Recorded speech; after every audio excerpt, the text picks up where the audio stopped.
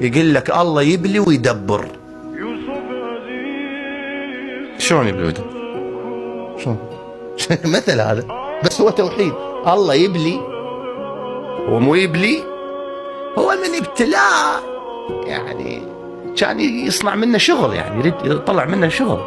لو ما مبتلي بهذا البلاء ما صار بيه حظ، ما صار.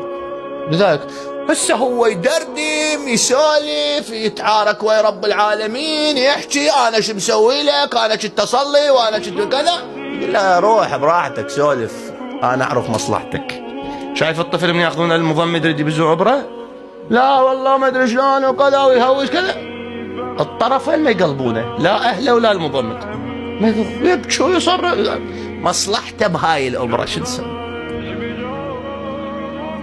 شوف السالفة هنا انه هو يبلي، بعدين من يبلي يعتقد هذا المبتلى انه ضاقت بعد ما لها حل ولا لها فرج ولا لها كذا، بعدين رب العالمين يبدي يرتب خيوطها شوية شوية، واذا فجأة انت هم صفنت شلون انحلت، شلون خلصت، شلون سوالها مخرج ما تدري.